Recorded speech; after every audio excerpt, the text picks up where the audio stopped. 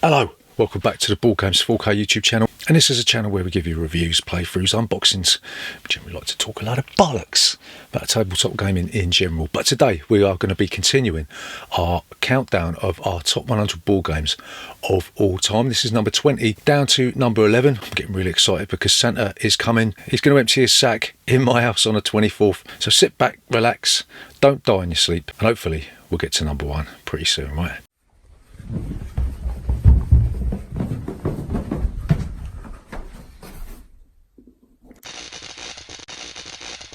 Board Games 4K.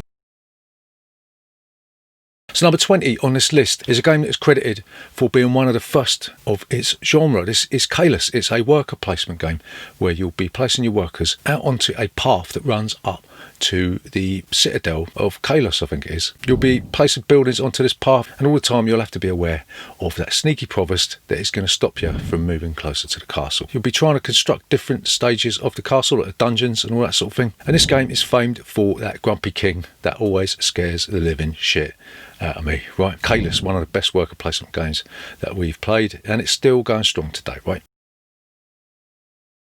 Number 19 is a game by Christoph Bollinger. This was number 1 on our top 100 a few years ago, but it has dropped down the list. This is a wonderfully looking worker placement style game where you'll be placing your workers out onto the archipelago. That looks absolutely fantastic, by the way. To gather resources, you'll be building different types of structures like towns and churches, and all the time you'll be trying to prevent a rebellion from the citizens on the archipelago. This is without doubt our favourite Christoph Bollinger game. The thing that makes this really interesting is it contains a multitude of different characters that you can purchase during the game to assist you with your mission, right? It's also semi-cooperative in the sense that you've got a global objective and you've also got a personal objective, but everybody scores points based on your personal objective, so it's in your interest to sort of keep an eye on what other people are doing and try and second guess what their personal objective is. Archipelago did get criticised for some of its content, but again, that's for another video, right? But we still love Archipelago. It's one of the best looking games that we got. You should play it, right? So this is another game by Eric M. Lang. This is Blood Rage. This is a Viking themed area control game that utilises some stunning looking miniatures. The game is very simple. You'll be moving your clan members around the board trying to take control of different areas, but the board will be shrinking as the game progresses, right? So everyone's going to be scratching around in the dirt trying to control a smaller area. This is probably our favourite Eric M. Lang game. We still play it today. It's a bit of a bummer that there's so many Kickstarter exclusives with this one, so you can't get some of the minis that are available anymore. But Blood Rage, one of the best area control games that we have played. And seriously, folks, if you ain't played it, you're a knob.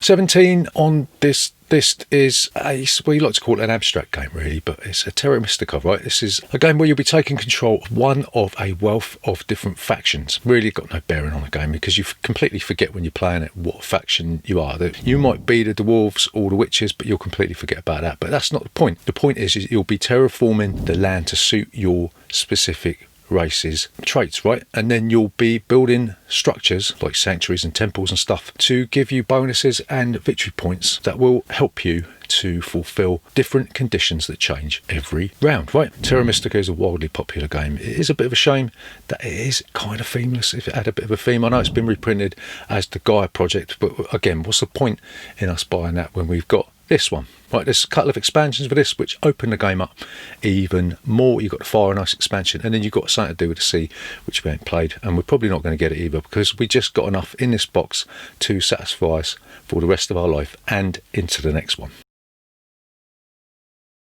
Number 16 is a game by Stefan Feld. I don't think there's been that many Stefan Feld games on this list this year, but it's Castles of Burgundy. This game looks like complete crap unless you've got the deluxe edition that's recently been printed. But you get what you pay for because this game only cost us 15 quid years and years ago. Right, what you'll be doing, you'll be rolling a couple of dice and then you'll be using them dice to take actions on the main board that will allow you to shape your estate. Right, you'll be shipping goods out into the external markets. You'll be constructing different locations on your main board. You might be able to rear animals.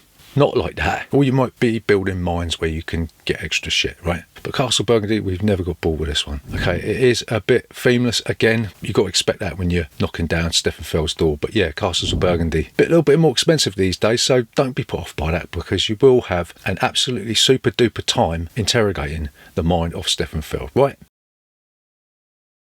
Number 15 on this list is another dice placement game. It's Trois, or as some people like to say, Trois. This game will see you roll your dice and you'll place the dice into a communal area in the centre of the board, and then you'll be using them dice to take different actions. Each area of the city of Trois is divided up into specific themes. Like you might have the church where you can try and get the majority in the church, but you've also got to be aware of the threats that will be revealed every round, right? You collectively don't deal with them threats, then you're going to get your ass spanked, right? Trois is a revered game. It's recently got a re-implementation, a loose implementation of a game called Black Angel. They call it the spiritual successor to this. We haven't played that one because what's the point? I mean, we've got this one, right? But Trois is a fantastic dice placement game that really deserves its place on this list, right?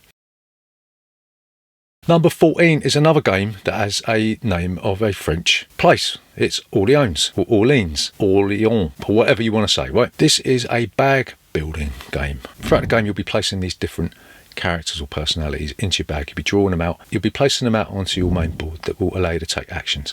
You might want to end up going around the French countryside picking up lumps of cheese, or you might want to dump these characters into a specific location where they will stay and they will generate you a reward. Orleans is a very minimalist design, but it's got that wonderful medieval artwork that is so different from a lot of the other stuff that we play. We like this game so much that we upgraded it with the deluxe components where you get these wooden tokens to chuck in your bag, and it spawned several expansions like the Allianz invasion. So yeah, Orleans, that's our number 14.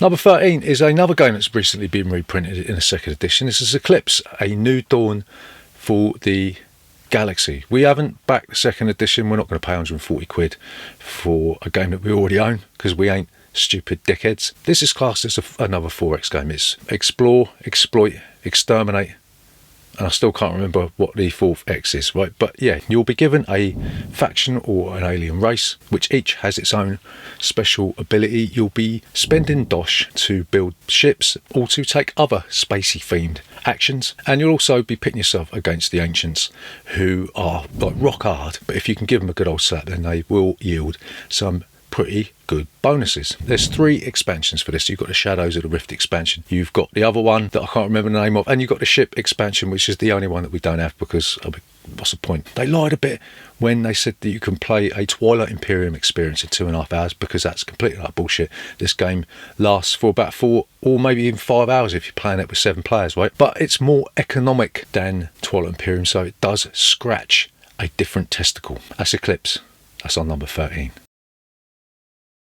Number 12 on this list is a game that essentially is just a bunch of beer mats, right? It's Skull and Roses. In this game, you'll be given 3 rose beer mats and you'll be given one with a skull on it. And what you do for the first round, everyone will choose to place one down. And then in the second round, you've got the option of either placing another one down or you can open the bidding. And if somebody opens the bidding, they're saying that they can turn over a certain amount of cards without revealing the skull, starting with their own ones. If you don't, then you win a point. First of 2 points wins. And if you do reveal a skull, you lose one of your beer mats. And if you lose all your beer mats, you're out of the game. Absolutely fantastic game. This has been referred to as a meta game, in a sense that there's a little game that's played outside of the game where you will be second guessing what people do based on what they've already done, right? So you might be sitting there with Aunt Mabel and you might be thinking, well, she bluffed with a skull last time to make me pick it up, so is she going to do the same again? She probably will, because she's crafty like that. But then you've got Uncle Bob over there who's going to do the opposite. You're constantly second guessing people's actions based on what they have done and what you think they might do based on their sort of personality, right? It's an intriguing game, never gets old. It's cheap as chips, but if you can't afford the $12.99 price tag, go down your local pub, pinch a couple of beer mats and scarper. Number 11 on this list is a real-time game that utilises some really shitty miniatures. It's Project Elite. This is another game that has been reprinted in a second edition. And again, we haven't bought the second edition because we've already got the fucking first edition, right? Get it into your bleeding heads. This is a game where you will be given a 2-minute timer and you will be rolling dice that will allow you to move your miniatures. You might be able to pick up some alien technology. The most important thing you've got to remember is that you cannot allow any aliens to infiltrate your facility. Right, if they do, the game is over. The wonderful thing about this game is that after the 2 minutes is up, you've got a chance to regroup with your compatriots and formulate a strategy for the next round based on what you've picked up and where the aliens are, right? This is one of the best real-time games you can get. Luckily for you, it has been reprinted because you ain't going to be able to get the original Archipelago Games version. So if you've got a spare £100, go out and buy the CMON edition and see if you can last longer than 2 minutes. So there you go, that concludes the penultimate episode of our top 100 board games of all time. Have you written a Santa Claus yet? What board games are you expecting? Come Christmas Day, I might be crying into my pillow, but who gives a shit at the end of the day? I've got more than enough board games to last me until the day I die, and you ain't getting them because I'm going to be buried with them. Alright, so there you go, come back for the next video, or don't. I don't care.